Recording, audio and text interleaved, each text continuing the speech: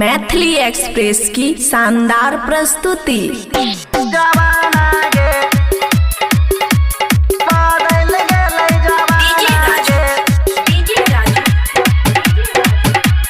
खुशी recording studio बलुआहा।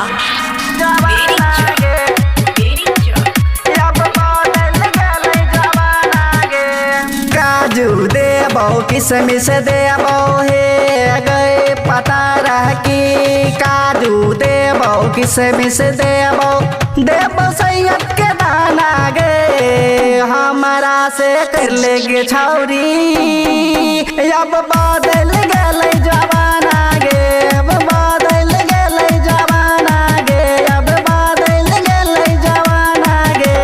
काजू देबो किशमिश देबो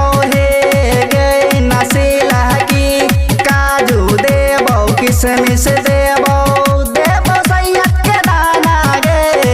हमारा से कर लेगे छौरी अब बदल गए जवाना गे अब बदल गए जवाना गे अब बदल गए जवाना गे बदल गए जवाना गे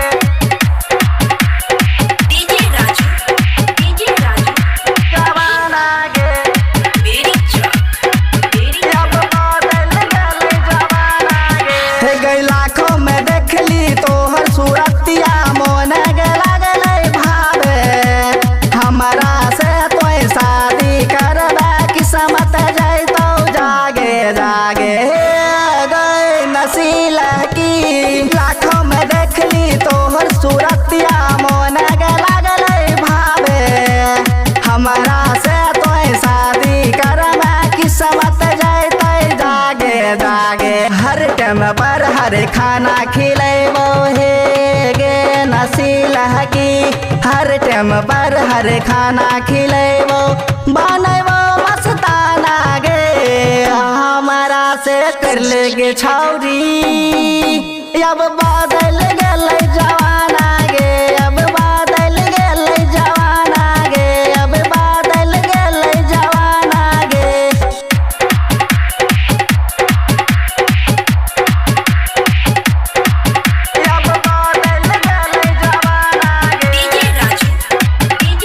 खुशी रिकॉर्डिंग स्टूडियो बलुआहा।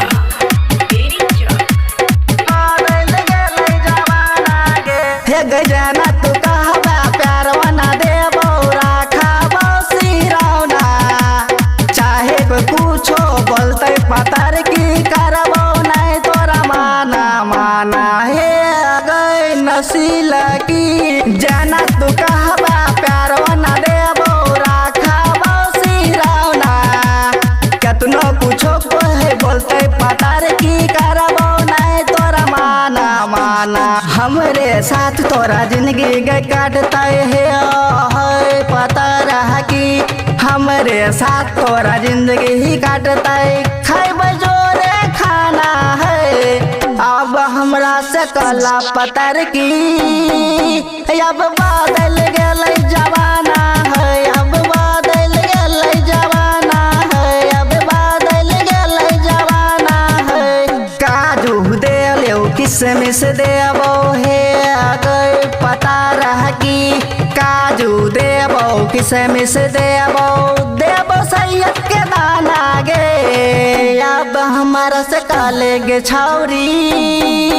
अब बदल गए जवाना गे अब बदल गए जवाना गे अब बदल गए जवाना गे खुशी रिकॉर्डिंग स्टूडियो बलुआहा।